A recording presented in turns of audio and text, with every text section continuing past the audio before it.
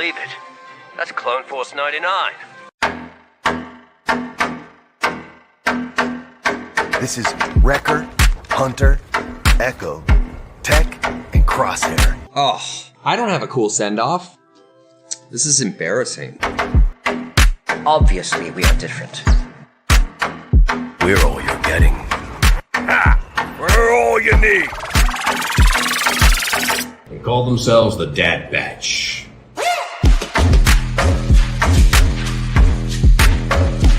Experimental Unit Clone Force 99. The defective clones with desirable mutations. This is one meeting I don't want to miss.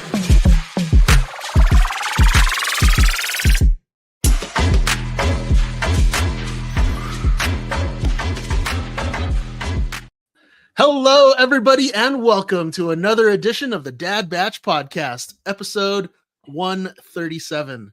My name is Stevie Kicks, and I am one of your three hosts today. And with us, as always, the other Dad Batchers, your space daddies. First up, the man of 1,001 group chats, and you know they're all on mute, but that's okay. It's Rami Shanaday. How are you, man? They are all on mute. That's okay. That's okay. I bet you he could read them all at the same time, though. That's what's crazy. He knows exactly what's being said every time. They're just plugged into the USB port on the back of my head. 100%. What's up, man? How are you? I'm good. How are you? Good. Were you back you were back in town last week, right? So now you Yeah, so I got back like super late last Wednesday night. Yeah. No, that's right. So, yeah. Cool. So, well, welcome back. Thanks for being here tonight. And of course, back in the Marauder this evening, everything's bigger in Texas, so you know he's got to upgrade that glizzy toaster. It's Jizzity Joe. Joe Lara, how are you, man? I got a new walk, y'all. This is how they walk over here in Texas. Is that your southern drawl? Shoot. Shoot. did you buy a gun rack yet for your truck? I guess I need to buy a truck then, and then I can buy the rack. Well, yeah, they didn't just give you one when you entered the state? No, they're not an issue. I hear gas is only 97 cents a gallon. Is that true? Everything's free in Texas. Oh, really? Yeah. You just take it. Yeah. Like the trucks that they give you when you just enter. Yeah. It's just free. Gentlemen, it's good to have you guys on the show tonight. We have very, very light news this evening. There's not really much going on in the Star Wars Marvel world, but that's okay because we're gonna take it through some workbench, talk a little bit of news that Rami has on Echo's HoloNet News. We're gonna get into the Tales of the Underworld review. We're gonna be reviewing episodes 1 through 3, the first arc, and then we got a text Q&A for the evening. So nice little light schedule this evening. Light. All day. But what I wanted to ask you guys is what's been going on? How's your week been? We're gearing up for a Memorial Day weekend, so I'm psyched about that. But yeah, does everybody get a 3-day weekend? Oh, I do. Same. Yeah, not everybody does. You're right. That's a good question, but yeah, lucky that I guess we 3 get to. Nice. Joe, can you educate our listeners who may not be familiar with Memorial Day and what it means in the United States? Yeah, that's actually a good question. It's a day to think about and honor those that have actually paid the ultimate sacrifice. I think a lot of people compare it to Veterans Day, which it's not. On Veterans Day, that's where anybody that ever served or that is serving, you just say, thank you or whatever. It's like a tip of the hat. But Memorial Day is much more celebratory of the sacrifices that many, many, many people have made on our behalf. And so typically, like I have a routine. I'll text some of the boys that I used to work with, just checking on them, see how they're doing, because we're all thinking about people that we've lost. And yeah, but it's so on Memorial Day, if you say, oh, thank you for your service, that's okay, but it's not really that thing to say. It's just Yeah, it's just remember More of a those- somber, Yeah. more of a somber remembrance, Mhm. a memorial day, if you will. if you will. So I want to just clarify, because I mean, I think it's important to differentiate, or at least to understand, right? So Mhm. when you say that have sacrificed, because you can sacrifice, like, there are different kinds of sacrifice. So are you talking about those that have lost their lives, Lost their or lives. specifically? So that's Memorial Day, because Yeah. okay, so Yeah. it's specifically those that in service folks that have lost their lives. Yeah. Yeah. Okay. Yeah. Typically, also, like, like, there's a lot of people that were taken away, prisoners that were never found, missing, MIA, all kinds. You Yeah, can because you'll see group them all together. the MIA flags. Yeah. Those are the Yeah. black flags with the POW, MIA. Yeah. POW MIA on them. Okay, Yeah. got it. Yeah. Okay. Yeah. Yeah.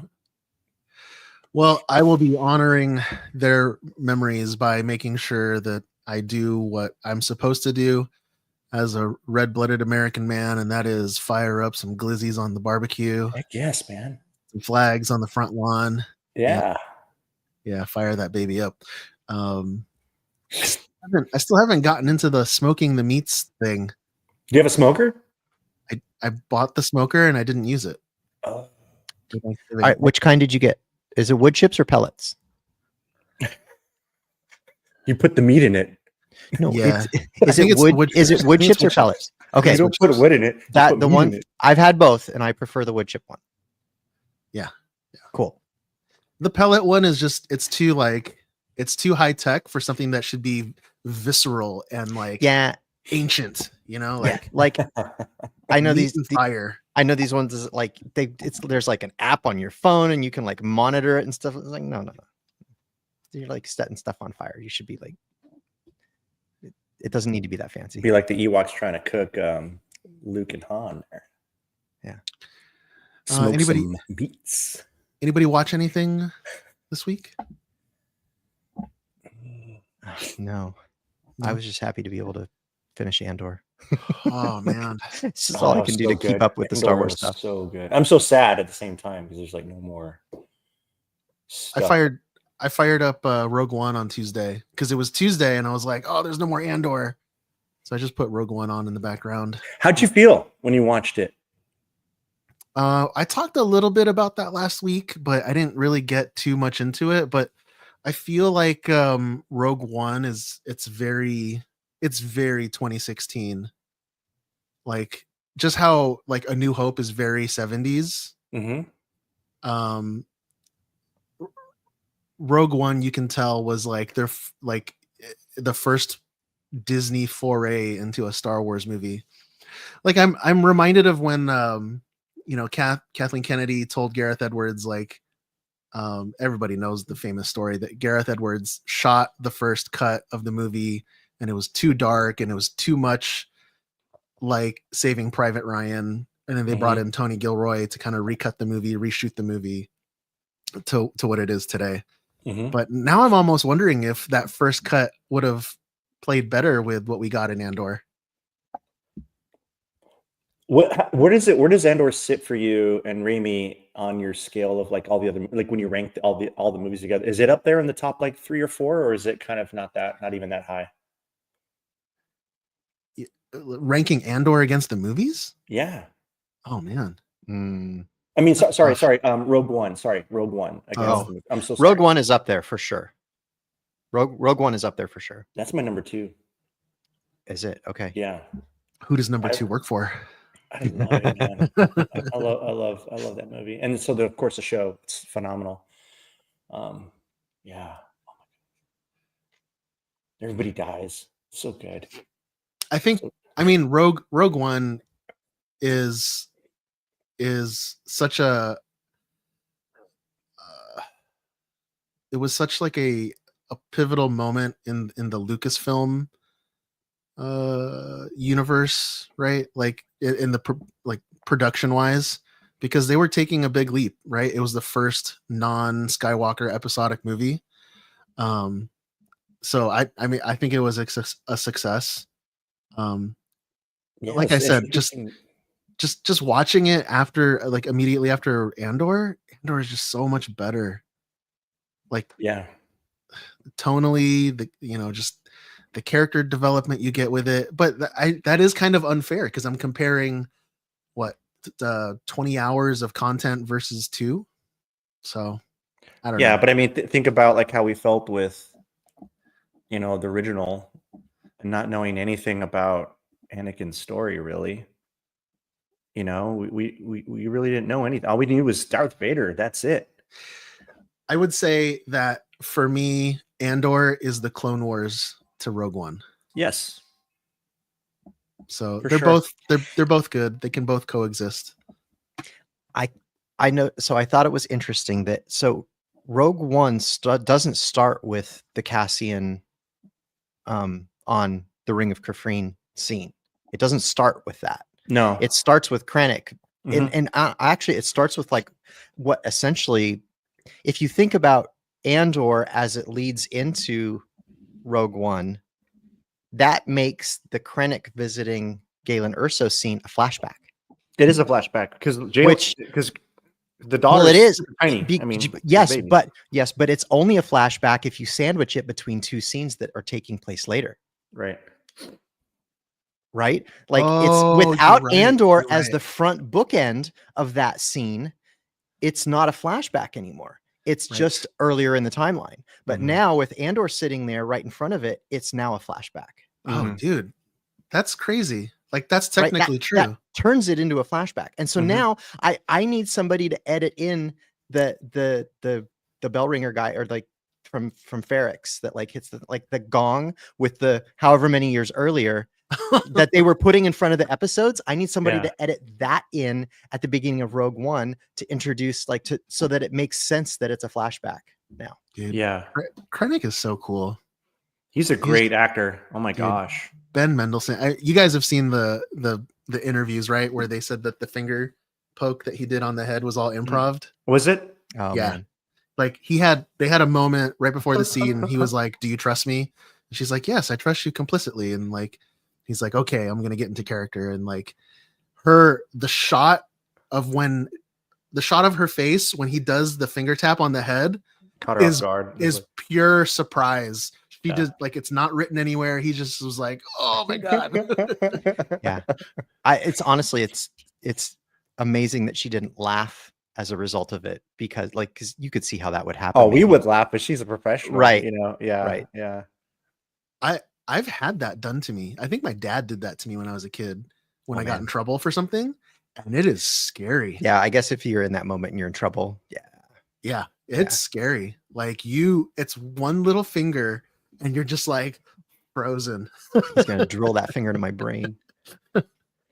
Yeah, there's some people saying like when you watch Rogue One, it changes it.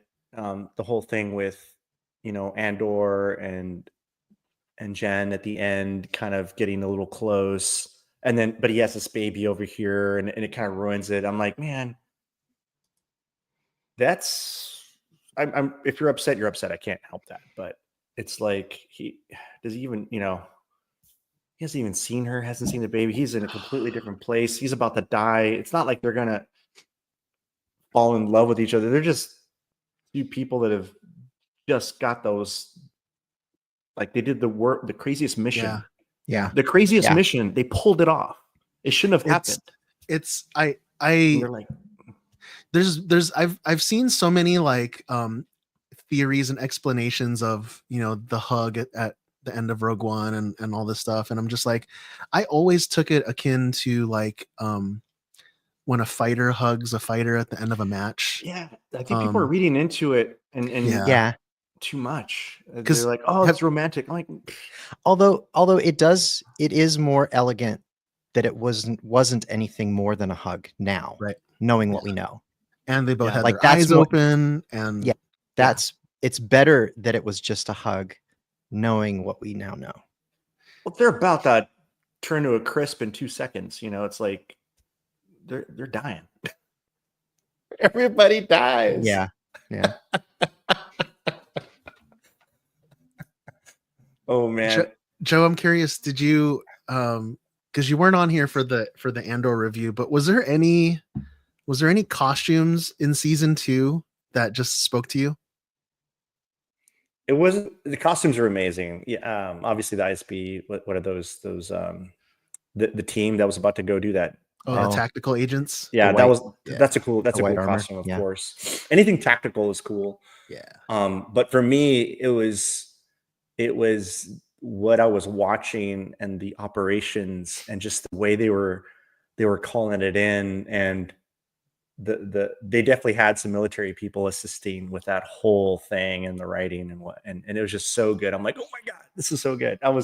Kim hasn't seen it yet, so Kim's been busy. She's not home right now with me. She's in El Paso with her mom. But as soon as she flies in Saturday, I was like, Kim, we gotta watch this. It's so good. Costumes are cool, dude. I just love Andor. It's so raw. It's so real to me, and I think it's not a kids show. But it's very, very human nature. Oh my gosh, Tony Gilroy, gosh, killed it.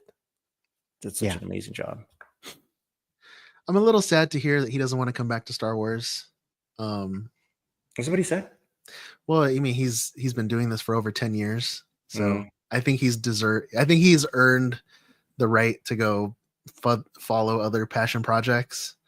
But yeah, it'd be kind of cool if he just stayed in Star Wars for the next 20 years, doing TV shows or whatever. But it's funny because I told my mom that she watched Andor season 1, and when I told her season 2 was over, she was like, "Oh, great, now I can go binge it."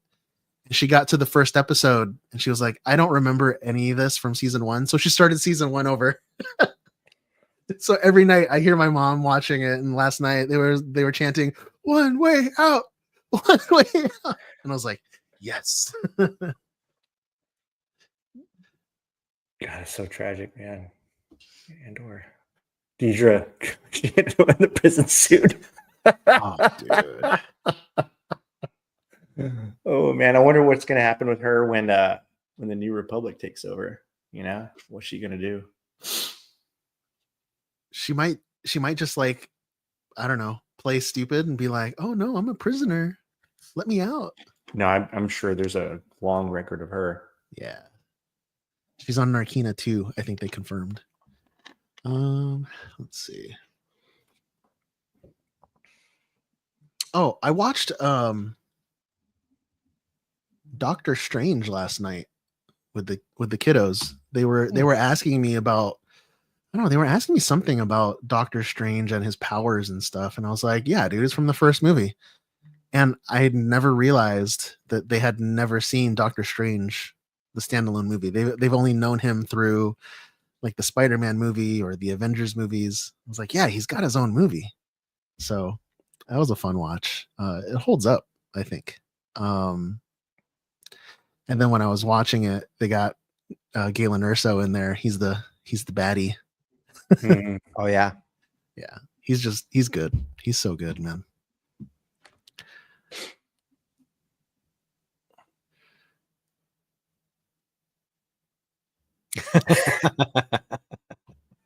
Yep. Yeah, we really don't have any content planned for tonight, so No, just kicking it. I haven't seen you guys in so long, man. It's cool to just chill with y'all. yeah, man. How are you on your San Diego Comic-Con plans? So we will be there. I will not be available till Friday. Like I'll be on the ground, but I won't be able to do anything till Friday, probably evening. Okay. And then so like Mosh, hopefully that should be the time where I can let it out and then have fun, and then all day Saturday, Sunday school. But Mosh is Order 66 themed this year. It does appear to be. Yeah. Yeah. You're gonna wear your big cod again? Your big that massive cod of yours? No. That's all I remember, Dave, from that night was a big old Steven cod. It's That massive. Rogue One Vader cod. Dude, it needs its own zip code. It's the Vader freaking- diaper. Yeah. It's insane. That's screen accurate, buddy. I don't know what I want to dress up for or dress up as for Mosh, because I don't want to wear clone trooper armor all night. That'd be kind of weird. But we got to do Order 66. We should just all dress up as Palpatine. Ba-ba-da-ba-ba-ding. No. He's in Fortnite right now, and he's my skin of choice because he's all Loose blacked out. skin. Loose skin, Yeah. you mean, because he's wrinkly as hell. He's all blacked out, and he's very good for hiding and sniping. So He's all wrinkly. We could do the force lightning with the EL wire like we did, Steven. oh yeah, That would be perfect. all of us. All of us. And We're then just, our for- we're just be a like, force lightning. we're just in there all everybody else has lightsabers, but we've got force lightning. Dude, I'm down. Let's do it. Cross the streams. Let our force lightning tips Is touch. there a giant hand costume? I could be A giant hand. yeah. It could be Mace Windu's hand. Mace Windu's hand. I just want to I'll hang out at the bar, and I'll just when people are ordering, I'll just be like, no, no. Or somebody says, "Here's a drink." Good. Unlimited refills. Yeah. Oh man. All right, let's get into this, guys. Thank you again, everybody, for tuning in. Be sure to follow us on Instagram at Dad Batch Pod. That's all one word spelled out. Dad Batch Pod. This garbage is nothing like clone armor. Looks a little tight on you, old man. Yeah, at least I know how to wear it. That's right, everybody. It's time for the weekly workbench. All right, gentlemen, who is working on what? Hey, John, welcome to the show. Heyo. Thanks for dropping in, dude. I'm gonna make you go first. Oh, man. I'm working on being on time. What's up, man? How are you? Good. I had my daughter's open house tonight, so that's why I was a really? little late. Yeah. Saw a bunch of Dad- artwork. Dad and talked to the stuff. Teacher. Dad Yeah, duty. yeah. Apparently that's part of this pod. So That's why we do it. It's 'cause That's it's part why. Yeah, it's half part of the what this agreement to pod join is. the pod. Yeah, half of this is the dad part. So yeah, we did dad stuff. But yeah, workbench. I'm finishing up a commission for someone, a Helldiver armor kit, and also a raw armor kit for someone, simultaneously. And I have a suit on the way that has to do with the stuff I was working on a few weeks ago, like the U.S. agent helmet and the shield that I'm playing with. So that suit should be here next week, and maybe I can talk about it on next week's workbench and maybe have something to show. But otherwise, nada. Unless I'm completely blanking, but I think that's it. You got kind of lots of little things going on kind of all the time. There's always little things, but nothing really to talk about. I took measurements for something today that I'm getting printed, but it's like a way future project, and the plans we had for STCC, the costume plans we had are kind of in the air right now because we don't know if certain people are getting certain things by then. Not just me. Now there seem to be more moving pieces. But I'm gonna have to shift my plans because the suit that's coming wasn't the original plan, and the suit that's kind of missing on a battlefield somewhere was the original plan, and that's not coming for a while. So The battlefield. I don't know. Well, you know what I'm saying. You understand. Yeah, we're gonna have to talk about it in private and see if we can figure something out for STCC. Because You've always got your Fantastic Four costume ready to go. Right. My jammies, yeah. Me and Luke but that's just me and Luke, though. I'm talking about us as a big group. I've got a Dr. Doom that I put you. together to go with that. That. But Stevie, I upheld my end of the bargain. Hold on. So have I. So have we. I know. I'm just saying. But if we can't, first of all, we're missing an Invisible Woman, and Stevie hasn't even begun. She's there. It's just nobody can see her. She's right there. She's right there. You're right. We'll use that. That's fine. If what I'm going Uh, to talk about next works, then I might be able Okay. to. Okay. Okay, But okay. as of like present, the original plan, the Deadpool core plan, is kind of in the air. So, It's okay, man. Con crunch. That's what these things are, dude. Plans change right up into the con. which is fine. I don't mind changing the plan, but we all have to sort of be on the same page, or else it's going to be chaos. Right? Okay, insert the Elmo with fire behind a meme. Chaos. So But yeah, that's it. I don't really have much else going on. Okay. Couple things going on. There's a lot going on, but I only like kind of got set up to show a few of them. So the hat that I'm wearing is one of my workbench items. So I saw this. Shout out to Craig Hobbs from up in Michigan. This hat that I've got on. So this, I'm gonna take my headphones off for just a second. I'll show you. Okay, everybody talk about Raimi. He can't hear us. Oh my god! What you can't? Oh my god! Okay, so this is the like donut thing that goes over the helmet from the Rogue One Scarif Troopers, the Rebel Scarif Troopers. I got this file off of Thingiverse. So if you just go into Thingiverse and search for Rogue One Rebel helmet, this will come up. So I got this hat, and I specifically got like a short brimmed hat that didn't have like much of a bill. It's a dad hat. It's like it just said dad hat. definitely a Yeah. dad hat. And I also got one that specifically didn't have like the little nub on the top Not of on the top. yeah, whatever that's for. And Big like fan. I got a couple of these in a couple different colors, but then I scaled this specifically to fit like perfectly over this hat on my head. And yeah, so I can just take this and just drop it right on over the hat. Boom, Star Wars. That's And it's like this like Star Wars-y hat now. Star Wars. I'm gonna like paint like a little emblem on it the way that it would have been in Rogue One and like weather it up. I hadn't had time to put a little mesh behind the grills and stuff like that. But it yeah, it's pretty cool. So I mean, he had one of these at Space Dive, and I thought that was just a clever idea. He just put it over a hat. I'm like, that's so easy. He did the same thing. So Nice. I like and it. then I always start with the helmet. So I have taken my first steps towards Hauser. Sick. That's a nice helmet, dude. Yeah. This is one of Alpha Ignition's helmets, clone helmets. You can hit him up and get one. So they're very nice. That name. At Alpha Ignition, right? The lighting Alpha Ignition. Alpha Ignition. Ignition. At Alpha Ignition on Instagram.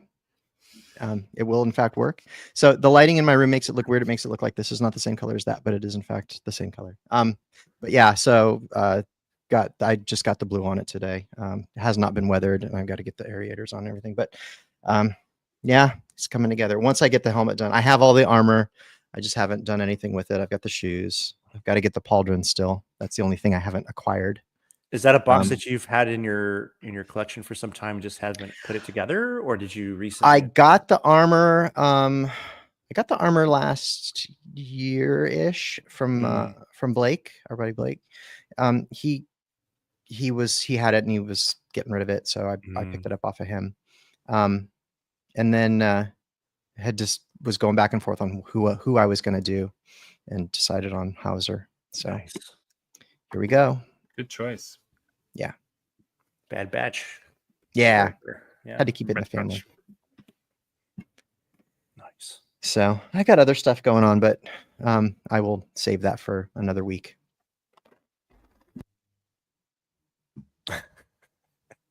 I just What's your moved. workbench, So Joe? workbench. Let me see. Putting together beds, and we're in our new house now, new casa, and so it's just all house things. Having a big fence built, but I'm not doing it. I can't do that because it's a lot of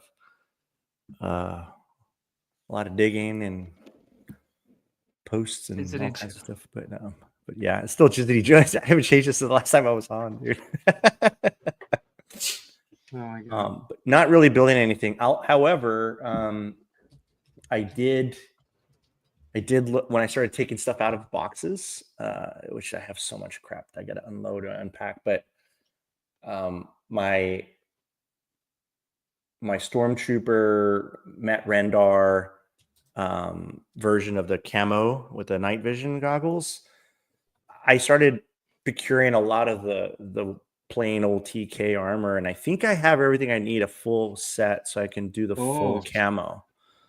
And so that's the goal. That's cool. Yeah, because there's not, dude. I mean, we've been to some cons, and I've never seen anybody do that. Not like that. Right. No. So obviously, it's not for the 501st. It's just a fun con costume that I can wear. Whenever I want to wear. It's no limits. That'd be good for celebration too. Yeah, definitely would be. Yeah. It's definitely military themed, so it's mixing Star Wars with like modern type stuff. It'd be it's just kind of neat, just going with that Matt Rendar Battle Tribe theme. But I talked about it a while ago. I just haven't had time, but I'm getting the itch though to start working on something. So that'll probably be it. Yeah. Oh, and then I also there's the Holocron, which is a really cool store out here in Dallas. It's actually in Fort Worth. Visited last year and went again today. This maybe a couple of days ago I went over there. Yeah. And talked to the gentleman that helped found it. It's not his store, but he helped find the Holocron. And I know, Ramey, you guys have some history in SoCal, but we talked a little bit. I picked up an old retro TIE fighter from back in the day. Bro, don't paint that, bro. Oh, I'm painting it. I'm painting it. Put it in a glass box, dude. Nope. Just leave it. No, the stickers are falling off. No, it's vintage. It's vintage TIE, and I'm painting on that thing. Just restore it. No. I hate you. Dude, he's got other ones. He's got other ones, but yeah, I'm paying on. So Sabine, that one that she acquired.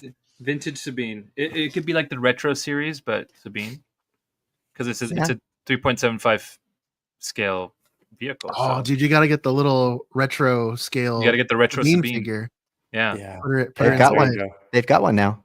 Yeah. Yeah, I definitely got to do that. But yeah, I want to paint it that crazy style when she acquired it and painted that really cool paint job. So that's gonna be another thing too. Who did that? What the hell? Can you? I don't know. Why is it doing that? It zoomed in on you, bro. It zoomed in on me. Go back. Go back. He just went right to his face. That's good. It's you're on a Mac, right? There's a setting. I am. There's a setting. You got to change it. You gotta turn it off. What There's was a it? setting. This? Turn it off. What did you? What hand motion did you do? I don't know. I started doing some gestures. You did something like that. Oh man, I got something on my teeth here. Oh my god! Oh, dude, the camera's following me. That's what I'm saying, dude. It's like totally tracking you, bro. It's Skynet. I have this new camera. I guess it's on. I guess it works. Yeah. I guess it works. All right. Jeez. Yeah, you should get him on the show, Joe. That way we can interview him and Just hear his talk about story. the It's Toy kind of cool. Story. Yeah. He's done a lot with the Mayhew Foundation when it was still active. Yeah, that's how Very I know him. Let's see. The only thing on my workbench is I just realized this afternoon that San Diego is only 8 weeks away. Bro. Okay, so the problem that John was referring to earlier is me, because my Juggernaut my Juggernaut costume, I was working with a maker to get the undersuit, the muscle suit, fully custom tailored to me and built, but I have not done step 1 of his requirements, and I just kept putting it off because we had so much going on at the beginning of the year, and then I was like, oh, I'll take care of it after Japan, and that's been like a month ago, and I'm at the point where if I message him and be like, hey, you ready to get started, I'm already expecting it. He's just gonna say, He's no. like, it's a 10 week or 10 month lead time. Sure. Yeah. Let's go. So I'm not gonna be that guy and put him through that, especially before Comic-Con. It's like I'm sure he's got other things that he's working on too. So So I was just kind of like brainstorming, like, what can I do? And I thought about like 3D printing. We talked about Kingpin's muscles before on the show and how they were 3D printed on the actual show for Vincent D'Onofrio. So I was like, okay, I typed in muscle suits, 3D printed muscle suits online, and I got a whole like thing for it. And then I was like, well, maybe there's a 3D printed Hulk, and I found those. And while I was scrolling through the Hulk, I found Juggernaut. Somebody actually made a 3D model of this Juggernaut version that I'm building. Of the muscles. Of the entire action figure. Oh, but the way that he breaks down the printing, it's each muscle group, which is exactly what I need. So my plan is to take all of these action figure files, hollow them out completely because they don't need the joints and all that stuff. I just need the outer shell of the muscle. And I'm essentially going to wear it like an armor kit, but under my clothes. And so that was like my theory, right? Would this work? Well, luckily I have a 3D scan of myself. So I put the muscles, the muscle files on top of my on top of myself. Look at that. That's gonna. But so that's Juggernaut. So okay, so the traps are actually in the right spot. That's big Juggernaut, and then the helmet is a big dome that goes over that. Yeah. Right. Yeah. So this would work. It will totally work, and because it's all 3D, I can adjust it however I want it to be adjusted. You can scale it to whatever you want. Right. Exactly. What? And Brian actually gave me a really good tip, a really good idea, probably with all of his Deadpool experience. He's like, perforate all of it. And I was like, dude, genius. Right. It'll save me on filament. It'll save me on weight. So the whole thing's not so heavy. It'll breathe. Yep. Yeah. So this is going to be a big test. We'll see if this works. It's either going to work really well or it's going to fail spectacularly. I think it'll work. Just based on, like, in theory, like on paper, it sounds like it would work just fine. So yeah, we shall see. I'm going to test print some muscle pieces this long weekend. But here I'll show the YouTube viewers the photo again. You want to see that? I want to print that head. You had your chance. You had your chance. I have the file somewhere, I think. Did you give me the file? You never gave me the file. I did. It's on the Google Drive, John. I have it on my computer. I think that's it for Workbench, right? That's everyone, yeah. All right. Hey, Raimi. Hey, Steven. We're being hailed. This encryption's new. This might take a while. Okay. First up, according to Bleeding Cool News, Diamond Select Toys and its subsidiary Gentle Giant Limited have been shut down as part of the Diamond Comics distributor's acquisition by Ad Populum. So all of Diamond Select Toys staff were laid off as part of the new owner's immediate restructuring measures. The companies have been providing toys and memorabilia to collectors for over 20 years. So Ad Populum actually is the parent company for NECA and Rubies. So Rubies is who took over Anovos and created Denyo Novo. So the company itself does have other toy and memorabilia and pop culture subsidiaries. So it's kind of unclear on whether or not this is the end of the line for Gentle Giant or not, as well as what that means for like people that had pre-orders in for existing stuff that was for sale. So if you go to the Gentle Giant website, currently there's a big banner that reads, "Hey, Gentle Giant Limited fans, we're stepping away for a moment to check inventory and gear up to bring you some exciting new offers. Keep checking this page where we'll be sharing more details soon."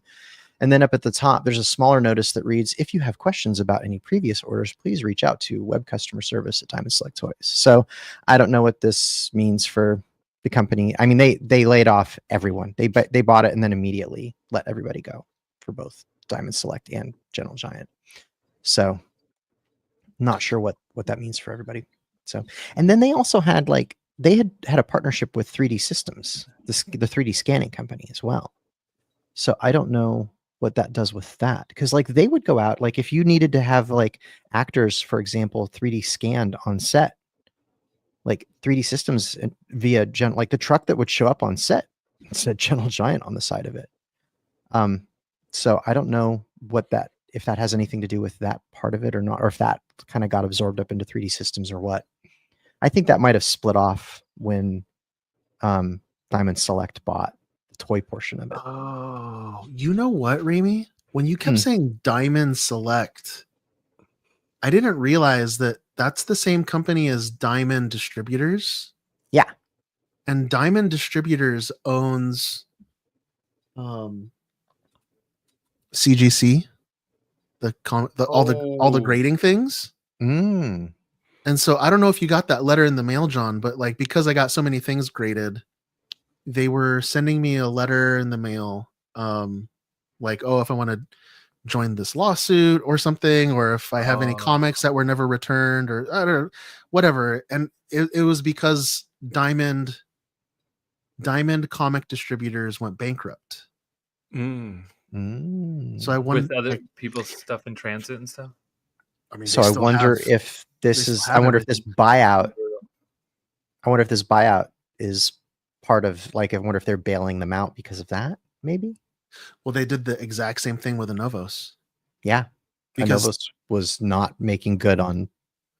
They bought all the bad debt. Yeah, they fulfilled everyone's order just so they could get the license agreements. Mm-hmm. Yeah. I mean, Diamond's been around for decades. Like, yeah, when my family first got into the collecting business in the mid 90s, like Diamond was the go-to. Yeah. And Gentle Giant's been making like the mini busts and all of the statues and stuff. They've been doing that forever too. So man, that sucks to fire everybody though. Like, yeah, day one. Yeah.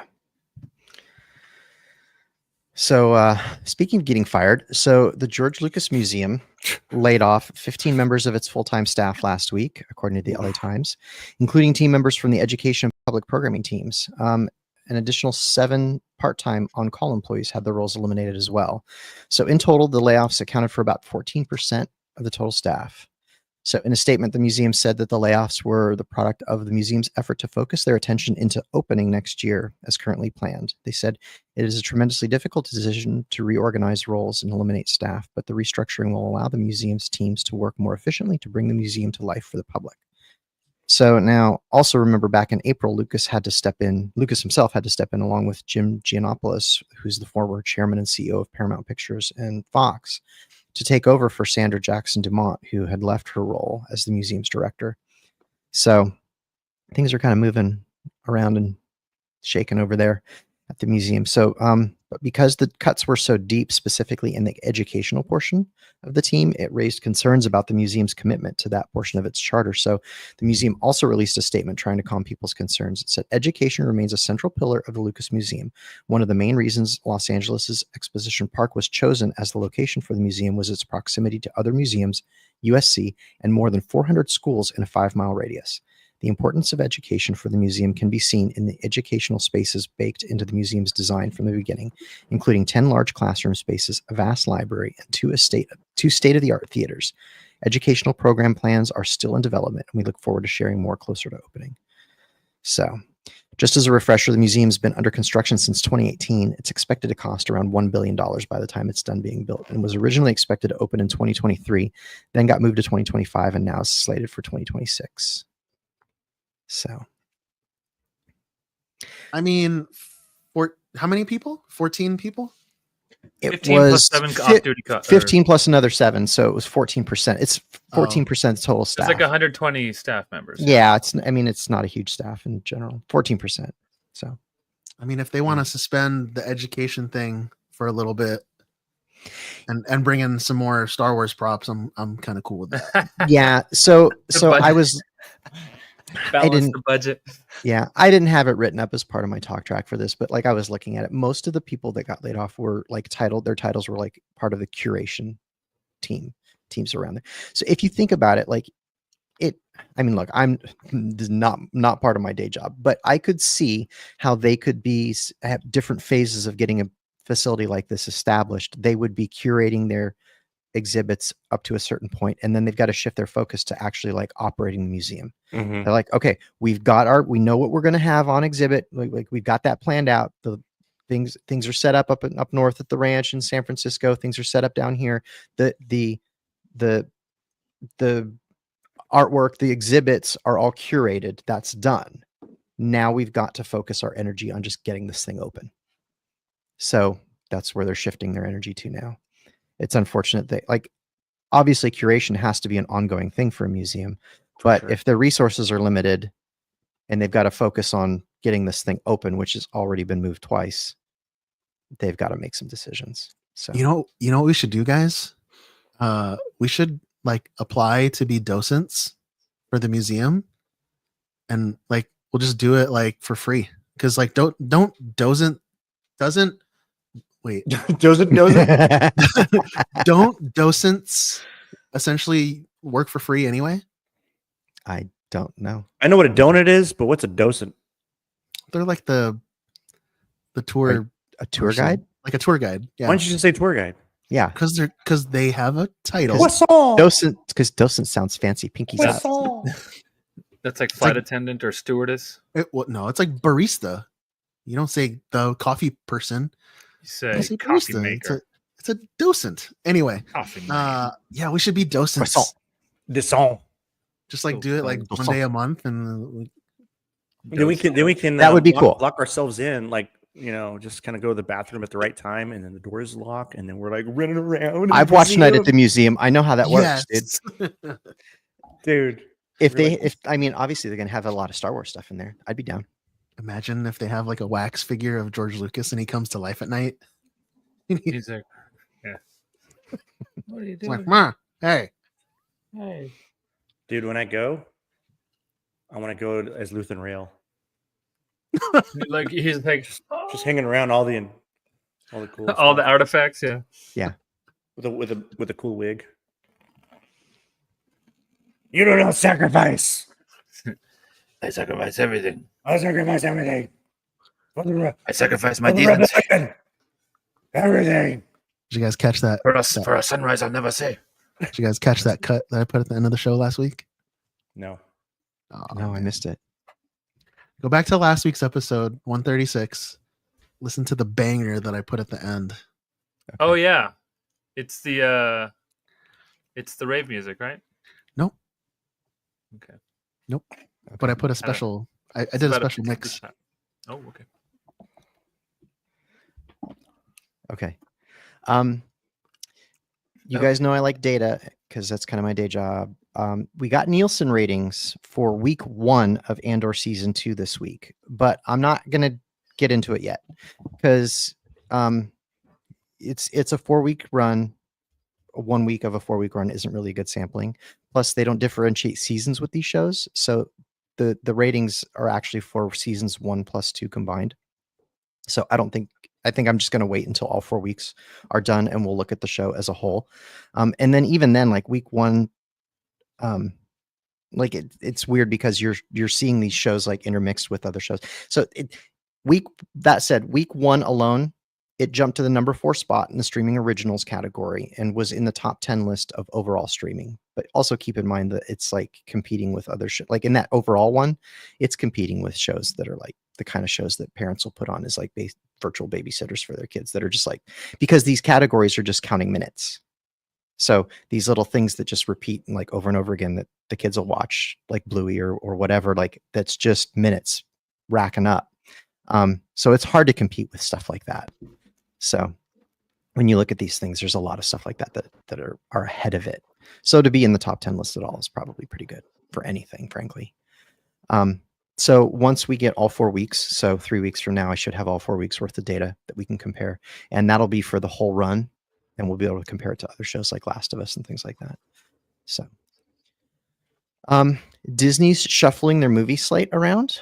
I was hoping Luke might be able to have joined us by now because some of this is actually Marvel Minute kind of news. But so this is actually Marvel and Star Wars combined. So In the shuffling, they announced the next 2 Avengers movies are actually being pushed out by about 6 months each. So Doomsday was previously slated for early May of 2026. So they pushed that out to December of 2026 now. So coincidentally, that conveniently clears the deck for the Mandalorian and Grogu film, which was also slated for May of 26. So Disney smart, they don't want to have 2 blockbusters up against each other for the same box office dollars. So it makes sense that they would push that out, but one of them out to December.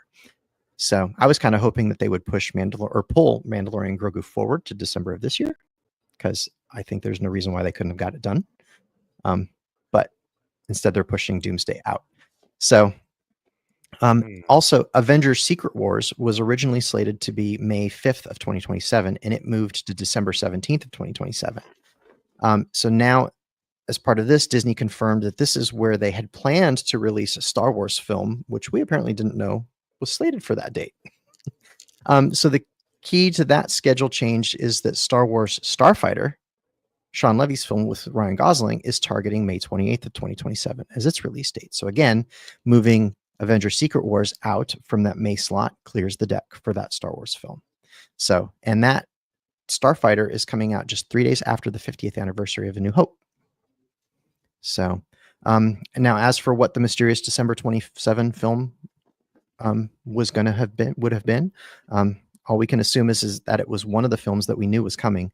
So that just hadn't been announced with a specific date yet. So Kathleen Kennedy confirmed that films from Sharmeen Obaid-Chinoy, James Mangold, Taika Waititi, Dave Filoni, and Simon Kinberg are all still in development at Celebration Japan. She said it. So that's all we can go off of. So Stephen made the face. We've got like gifs of that face. All I can say is she said it at Celebration Japan. So that's all we can go off of. So all we know is that it was theoretically one of those things. So yeah, I'm really looking forward to that Rian Johnson trilogy. Yeah. So He's going to be in a Barbie tracksuit. Yeah. But I mean, looking forward to the Sean Levy film. So Zoom, dude. Zoom's killing me. Luke is locked out of his office, so he's probably not joining us today. Oh, he's locked out of his office. Yeah. Liz accidentally closed the door. Oh gosh. Oops. Okay. So there's a live update on that. Yep. Next up in the news, Darth Vader is now available in Fortnite with an AI-based James Earl Jones voice. In other news, SAG-AFTRA is filing a lawsuit against Llama Productions, the company behind Fortnite, over their use of the AI-generated voice of Darth Vader. Did you hear the stuff it was saying? So I heard that they had to go in and do a patch update because it was learning a bunch of like racist slurs and stuff, and saying a bunch of terrible. Like people would ask it questions and it'd answer back, but then they were like teaching it. Oh no! Or they would repeat certain words so many times to the point where it would say them back, and because these LLMs they're basically they're learning models, and you can trick it into saying things because it's going to adapt what it says based off of. That's not crazy though. Based off of what you can lead it. You can lead the conversation. Absolutely. So, but that's not the fault of. But it's crazy though because kids think. Fortnite people. But they have to go in. They have to go in and adjust the model to prevent that. So they've got to which they did immediately. But that's that's crazy though, because they put that in there like it's something fun for kids to play with or whatever. Like, oh, you can interact. They're literally just using them for free data mining. That's all that is. Like they're mining all of that data that this AI is inputting, and they're mining that for whatever they want to use it for. You thought Fortnite was free, John? And it's free. Well, listen, if you're getting something, if you're not paying for something, guess what? You're the product. Ooh, that is true for anything in the world. Confucius paying for skins. If you pay for skins, you're good. So, but yeah, so I played it. I asked him who his favorite member of the Dad Batch was. What'd he say? Oh, he said he appreciates Wrecker's affinity and enthusiasm for destruction. That sounds about right. That's all. Mm-hmm. Whatever. So, the premise behind the lawsuit is that even though James Earl Jones gave Disney permission to use his voice, which he did do, that there are voice actors who are able to replicate the Darth Vader voice and who have done it for video games for years, who should have been given the opportunity to do so for the game. But I think the challenge with this is it's not that you are like you can't have somebody go in and pre-record for this, because the AI is doing two things. It's replicating the voice. That's because it's like its tone and timbre and pitch and all of those things to reproduce the sound of the voice. So that can be trained theoretically from anybody, whether it's James Earl Jones or someone who can replicate the voice. But it's not, you can't go in and pre-record the dialogue for this. Wait. Nobody but pre-recorded the dialogue for this because Hold on. the computer's making all of that up. But there is dialogue it's learning from, which is from all the movies Vader was But in. sure, but that is, In all but the media. but that's just training data. So, but the dialogue that it's speaking is not Right. is The not text pre-recorded. is a part, right? Yeah. The text is a part, but the sound that's coming out Yes, and that is part from that part is what he gave them permission to do. So I think that's that. I think that part there's no. The words are happening in the moment because it's Yeah. looking up what to say back or whatever. I think the challenge that they're going to have here is if this was pre-recorded dialogue, I think they would have had a case. Because they could say, hey, somebody could go in and would have been able to pre-record that dialogue. But because this is something that he gave them permission to do this specific thing, I think that there's going to be a challenge here. And I'm not taking a side or anything. I'm just looking at it from a look, I think if it had been pre-recorded dialogue, yes, absolutely. Because look, you know, John, I was out there on the picket lines with you and a bunch of other people, like when SAG was picketing over all of these topics. Mm-hmm. So I know just how much this impacts people too. I just don't know that they've got anywhere to go with this one. Yeah, they might not have a case. So yeah, I think that this is if it was pre-recorded dialogue, they'd have been able to go somewhere, but I don't know. It's about the training, the tonal training of the voice, and he signed all that away. Yeah, the sound part is not in question. It's the What's sad. dialogue. It's not surprising though that people would ruin something. Yeah, by so quickly. Yeah, it's one thing to have fun, but it's another thing to kind of go not so. That's why we can't have nice things, dude. This is why we can't have Fortnite nice things. community destroyed it in minutes. Damn. How long did it take, Stevie? A day? Oh, Less than a day? I'm reminded of that camera, that window that they have in New York and the other one in London. And it's just yeah. First thing they do is flash each other. Yeah. or they show them like pictures of 9/11 and stuff, and you know, to the Americans. Yeah, dude, crazy humans, man. Humans. I think the Separatist Army was onto something. Dang, Droids had it right. Now you're starting to sound like a separatist. Dooku was right. That is actually it for the news. That's right. What's next? Oh yeah. I made my Darth Vader like kill for me. So I was like, Darth Vader, throw your lightsaber at this guy. And at first he'll resist and be like, no, you do it. Like, I mean, he'll say it like in a Vader. I'm busy. Like in a Vader way, like, no, you should do this yourself. Leave me alone. But then eventually he'll defend you because he's your hired NPC for the game. And dude, he throws his lightsaber. And does he force choke people? Well, what I was gonna say was if you ask him the same question over and over and over again, you can like piss off the AI, and then the Vader will force choke you and throw you. I like that. So is that the equivalent of AI wanting to kill you? That's what it should have done to all these kids that ruined the game for everyone. Should have been force choking all these kids. It's gonna say George has this hopeful story, and it's something that he's reiterated most times I've seen him. After we've been making things without him, is remember to make these stories hopeful. Remember to give that to kids because they really need it. All right, this week we are reviewing Tales of the Underworld, Season 1, Episodes 1, 2, and 3 This will be referred to as Arc 1. Let's see here. This arc was directed by Saul Ruiz with writers Dave Filoni and Matt Miknovitz. First episode is titled A Way Forward. Episode 2 is titled Friends. And episode 3 is One Warrior to Another.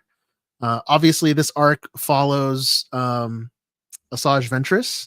We pick up during her death scene with Obi-Wan, Quinlan and Voss. Quinlan Voss. I was very surprised that, well, I should say that we actually got to see this episode early at Celebration. We did. I was very surprised how true to the non-canon book Is they it stuck to. non-canon? Was it non-canon? Even if it was, they basically turned it into canon because they held straight to it. I thought it was Yeah. canon. Is it? I don't know. I think I'd have to go look and see where it landed on that It's Marvel. It's Disney. Era. relative is to the now. acquisition. Yeah, it is now, It is whether it now. was or not. Yeah, for sure. But I mean, either way, I was very surprised to see something like that just translated onto screen. Man, these animation guys, they treat us well. They treat us very well. Yeah. You know. But I'm curious to hear your guys' take on these 3 episodes. Joe, what do you think? I thought it was pretty cool to see Quinlan Voss and Obi-Wan. Like, I don't know, it's just the way it opened. Obviously, it's sad because everybody dies in Star Wars, right? But it was really cool. But then you see the change with Ventress, where she's like, she has to give up her relationship, right? I guess, and now she's, I guess what I'm trying to remember. Doesn't it? She shows up inside a she's kind of like the muscle of a transport. Like I don't even know what you want to call it. Like, people are No, paying. it's like a currency house or something, like Well, or I think a you're paying for payday. tickets. Yeah, You're paying or- for tickets to go oh, somewhere, train like station? yeah, something like that, right? And Asajj is basically like the muscle to, like, I guess, She's people like that the can pay, bodyguard. great. People that can't get out, kick out. Is it safe to assume that they're smuggling people? That's I why don't know. that's why they have to pay such a high price. Pretty gray area, yeah. I don't know if it's smuggling because it's a public building. You know what I I mean? mean, And she's just gouging people. later on, the TKs were walking around looking for this kid, right? Who's a Padawan, I guess. What was his name? I don't even remember his name. Everybody wanted it to be someone we knew so bad. Yeah, The kid? like, Yeah. Is it Kanan? Is it yeah. Jod? But From it- Skeleton Jod, Crew? yeah. It was nobody. He didn't have nobody he didn't we have knew. it. It was a name called, but I don't remember. It was so Yeah. brief. He had a name in the credits. I don't even know if they ever even said it in the show. I thought they said They it never was- said it in the show, but I do have it here. Give me one moment. His name was in the credits, and if I remember right, like in episode 1, it was just a first name, Court. and then in subsequent episodes, I do think we got a more elaborate name. Yeah, his I name guess is- like, Court case. I was trying to figure out, like, what kind of stage of a Padawan is he going to be? Is he going to be kind of advanced, or Lycostrata. Lycostrata? Is that his name? Eric. Lycostrata? Eric Estrada? Lyco. Yeah, it's Eric Estrada's Loco Estrada. nephew. Oh no, Court was a female human. Whoops. Yeah, Lyco Oh, Estrada. he gave a different name too, is what Seth Okay. was saying. Okay, that's it. I'm trying to remember. Was this that first episode when? And Mhm. so basically, like, she protects him. They're kind of onto it, and then they go running. And then I'm trying to remember if it was this episode or the next one where, like, this Inquisitor comes out of nowhere as they're trying to escape. Am I going too far? I don't know. I'm trying to remember. No, we're covering the whole arc, so that's fine. Oh, okay. Lycostrata. So his Lycostrata. name is Lyco, Lyco. like Tycho, but Lyco. Yeah, it was just interesting to see that, Asajj. I thought it was pretty cool when she got the kid's lightsaber, and then she had 2, and Mm.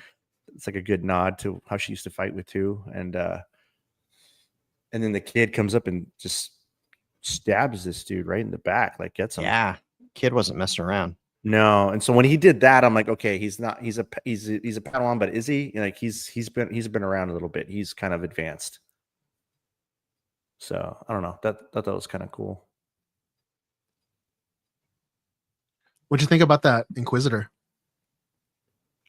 His face was kind of sphincter's face, Butthead, sphincter face, butt face. I thought it was an interesting choice that they offed him in the first episode of the 3-episode arc. Like he wasn't much of a threat to be gone that quickly. It just Well, shows you they how did something with BA Ahsoka. and massages. Remember- Dude, this is Asajj Ventress. Yeah, this But ain't- she's they not say- even the one that killed him.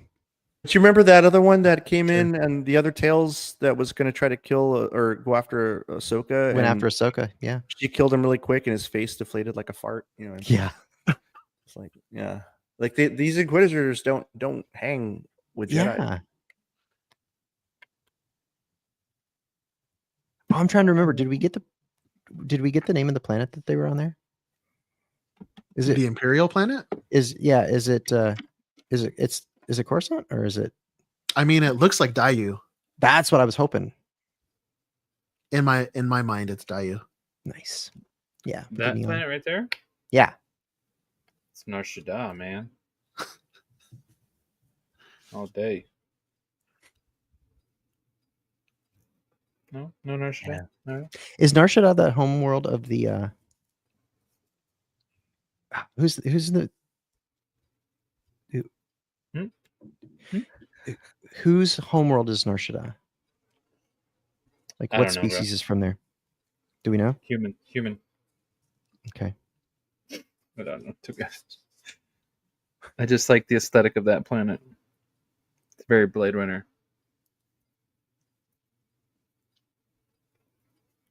Yeah, it's been a while since I've saw the tails. I think I saw it right one from Japan, and then I'm trying to remember. So I'm curious about kind of the logistics of the deal that Asajj made with Mother Talzin. So Talzin gives her a choice. You can either stay here with us in the afterlife or whatever, wherever it is that they're at, right? Or you can take this step through the little green fire barrier, but you have to say goodbye. You have to leave him behind, referring to Quinlan. To Quinlan. So what does that actually mean? Does that mean that because she clearly remembers him, does he no longer remember her, or No. does she have to just forget does she just have to stay away from him? Like, what's the rules here? I think basically like she stays dead to him and she starts a new life essentially. Like So she what has happens? to go off. I'm curious. What are the stakes here? If she like happens to bump into him and he realizes she's alive, what happens? Does she go poof in a green cloud like Maybe. the other Inquisitor? Like, what happens? I assume that. I'm Something like that. curious. Some sort of I don't know. some sort of magics. I hope that this whole arc takes place after Asajj met Bad Batch, because that would really suck if it takes place before and this kid just ends up dead. Right. Damn. No, I think you're right. I think it probably does. Takes place after. Yeah. And but to go back to what I was talking about, when she's got the opportunity to go in, like when he goes in here at the end, and theoretically this is his chance to go off on the path, right? And Quinlan's in there potentially. She doesn't go in, obviously. If what we're saying is true, like if she cannot cross his path, she can't go in there. For whatever reason, we don't quite know what would happen to her if she did. But yeah, so she doesn't go in. I wonder if I'm just curious, like, is this going to be, did we watch the pilot for a show that just isn't out yet? It's like a buddy. Was this like a buddy cop movie? Was this a 3-episode pilot for a show that'll come out in a couple of years, or like, and will her having to stay away from Quinlan be one of the subplots there? And he's looking for her. No, not necessarily, but Like, I like, smell that her. will I sense her. theoretically come up, right? No. Like, at some point, if that was to be the case, and this wasn't a show in the future, like John, them doesn't crossing paths Quinlan- would have to be. Doesn't Quinlan eventually get amnesia or something? Or was that before? That was in episode 1, right? No, that happened. Wasn't that in the Clone Wars? Where he forgets who he is. Amnesia. Yeah. I don't know. Don't quote me. I'm not sure. I liked it. I enjoyed it. It was a very unexpected feel good story for somebody for a character that I thought was, I don't know, gonna have a little more darkness, I guess. She's always been pretty good though. Like in her bad ways, there's always like a soft spot, you know, like she had for this kid. I don't know. I always see her as like on the edge.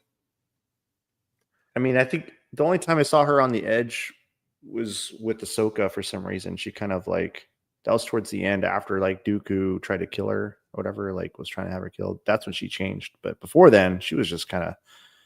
Sure. Something shifted. Yeah. But afterwards, she's still kind of bad, but she's doing good things too. You know, like she's like, okay. Oh yeah, because she was a bounty hunter for a long time and saw some bad things. Would you guys like to see a full Asajj Ventress series? Yeah. I mean, I liked it. I liked the series. I liked these 3 episodes.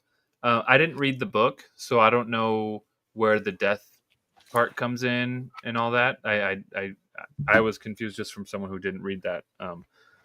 But the rest was awesome. You know, classic Asajj, or classic good version Asajj. You know, I like the Night Sisters. I don't know, something about the Night Sisters. So anytime like they show up, I like seeing them in the Ahsoka series. I like, you know, I just think they're cool. And it was weird because when Magic first appeared in the Clone Wars, I'm like, wait, magic? Like what? But then the whole explanation of the Force and magic, and it just I just started liking it. And also, Asajj doesn't seem like a typical Night Sister. She's kind of like a black sheep in a way. She's because all of them are a certain way, and she's kind of her own thing. I feel like, you know, she's got like her own. She walks through her own. I mean, she went to be a Sith apprentice, and then she went to be a bounty hunter, and then she's ended up being like, I guess, a Jedi or helpful, you know, hero type person. So she's kind of all over the place. She's tried it all. She's the equivalent of like the college student who just never graduates. It's just like, well, I'm changing my major this year. They've been in college for like 8 years, 4-year course. Oh my god. Yeah. I just thought it was cool to see Mother Talzin again. You know, that was just like, I love her voice. It's like mysterious. She's like Watto? No, that's different. Honey. I bet your life apart. All right, guys. I think next week we'll go ahead and review the second arc, episodes 3, 4, That's cute. or episodes 4, 5, and 6, which focus on Cad Bane. But yeah, it was I really enjoy these Tales episodes. I like the fact that we keep getting them on May the 4th every year. It's a nice little it feels like an Easter egg, like a nice Easter basket that Lucasfilm Animation gives us. I'm still waiting for Tales of the Bad Batch to get announced, but Ooh. What period you want to see them when they're Or like hyperspace stories? when they're kids, when they're forming up into like maybe like you know, like that was like Domino 3 Squad? years before that was like 3 years before the show. No, but I you just know, want like to see them Domino on their Squad, right? missions, dude. Them as kids. No, but you want to see them like maybe it's a flashback or something like that. But like Domino Squad, like I love that episode. That was cool. So because it's a talk about a flashback, right? It goes back and just see them as kids goofing around in Wrecker, and dude, it's just like they're just like, I don't know, it'd be like Goonies or something. I don't know, it'd be hilarious. I think it'd be fun. But then of course doing missions. But what Echo won't be there though. That's what sucks because it's just, yes, he will. He can be. He was there when they introduced him in Clone Wars, right? No, Bad Batch. So there's a point between Clone Wars and Bad Batch, where Right, they but go he on was, missions. but Echo was. You're talking That about was, before. that was Clone Wars In the- season 7. In the white suit, when Echo's in the white Bad Batch suit. Oh, you That's want to still see Clone Wars after he's rescued is when you want to see? Yeah, Between then and then, Yeah. yeah. or after. I don't know. But between when Echo goes off with them and Order Wow. 66. That could be it. You got the young JV squad when they're kids. Tex first goggles. Then you got before Echo and then after Echo. Crosshair discovering toothpicks. BE and AE. That's how we measure time with the Bad Batch. BE and AE. Before Echo and after Echo. Yeah, that'd be cool. Let's see here. For your information, the stinger of a Yalbek queen is a delicacy on some planets.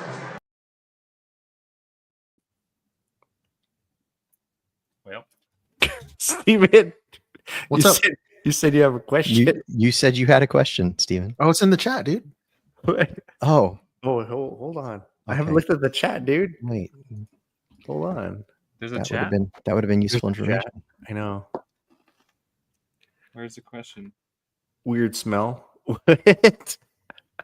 How far up do we have to scroll, bro? It's all the way down.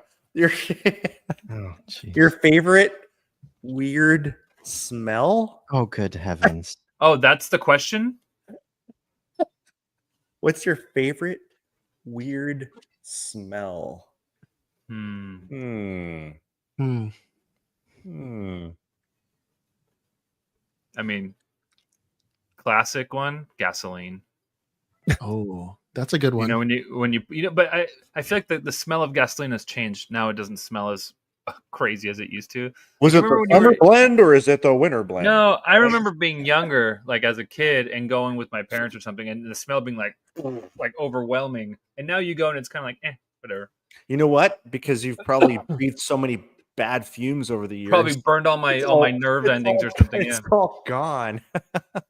by now. Yeah, huffing. Aren't there signs at the gas station that say like "Do not breathe this in"? Like, No, it's just like caution don't smoke, fumes? turn your car off. You know. John's at the pump and he's like, John is Saw Gerrera. No, Let it in, I don't boy. know. Yeah. I don't Let it in. actively inhale it. I'm just saying the smell. The Huffing smell. Rhydonium over here. You know, actually, I have a comfort smell. I do have a comfort smell. So you know, like that. You know, when Pickles, you go isn't into a it? mechanic shop, pickles are great. But you know, when you go to a mechanic shop and it smells like freaking dirty grease or something, like a old car. It just Old- reminds me of being a kid in Argentina because my dad Motor was a oil? mechanic Like and he the used to. burnt- Yeah, you know, I think that's Just burnt mechanic motor oil.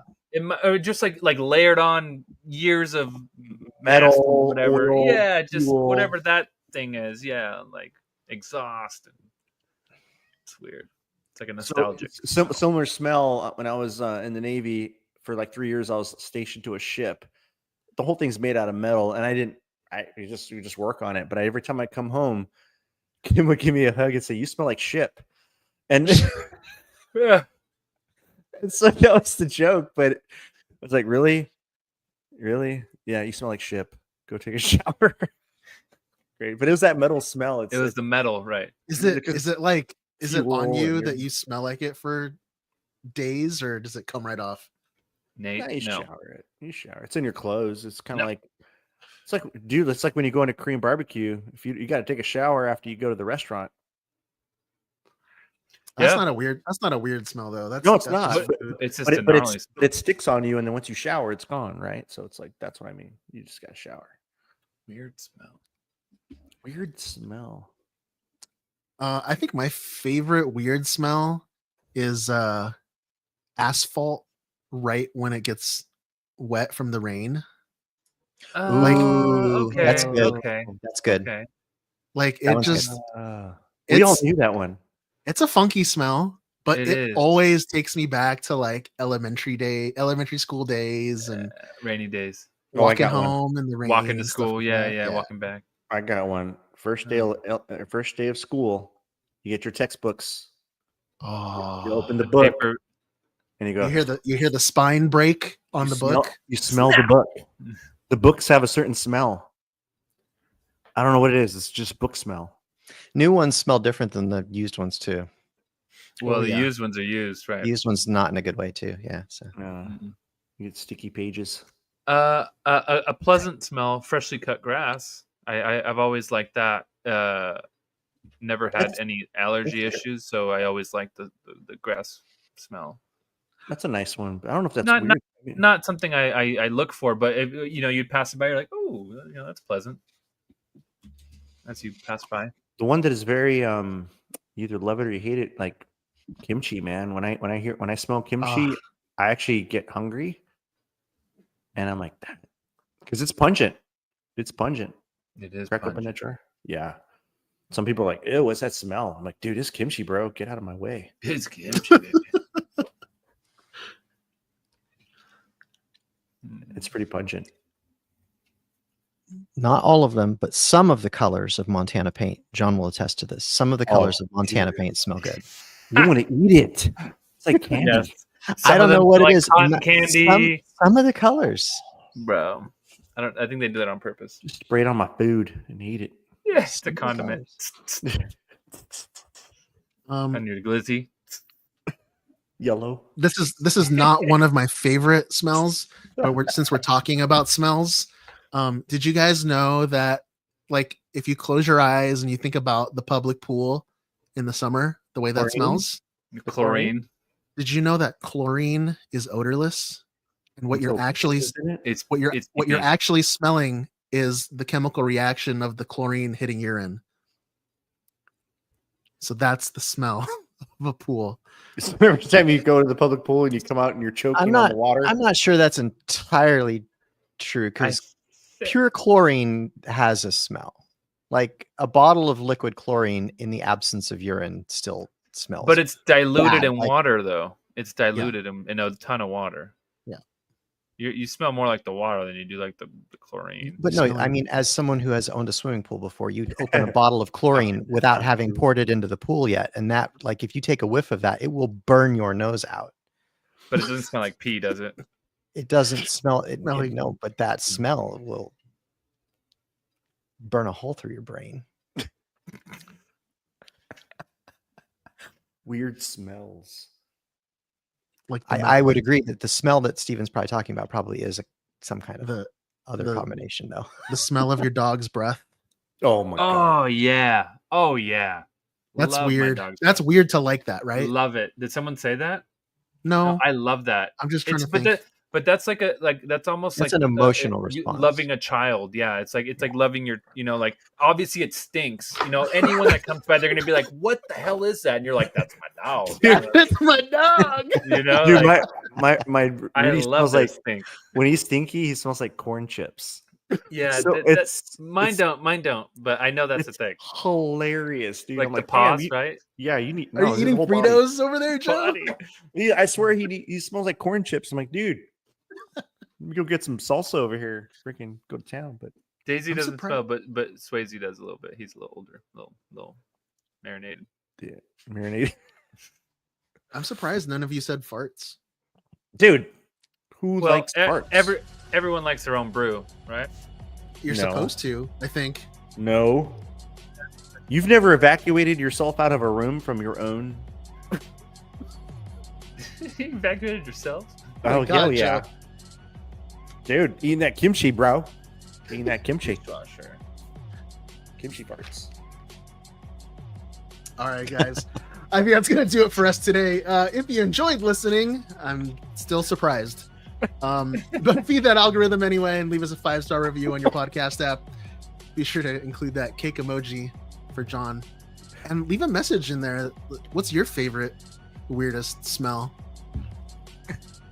You can follow me at Stevie.Kicks on Instagram, sometimes on X. Gentlemen, let the listeners know where they can find you. John? At Alpha Ignition on Instagram. Jeez. He's back. He's back. For the next 30 days, it's Alpha Ignition. Oh, We'll see man. how it goes. We'll see. Dude, if you get rid of it again, we're gonna make bets. Like, it's Let's see. You guys, pull the chart out. We got bingo cards. I didn't update any of the print, did I? It No. should still say off. We never changed it. We never changed it. Raimi, where I can don't know listeners my find you? This week we'll go with Pabu Frick on Instagram. And Joe? I love how this camera follows me. Tech Bad Batch. Do this. Thank you again, everybody, for listening to episode 137 of the Dad Batch podcast. Be sure to tune in next week for episode 138. And until next time, enjoy your spice responsibly. John.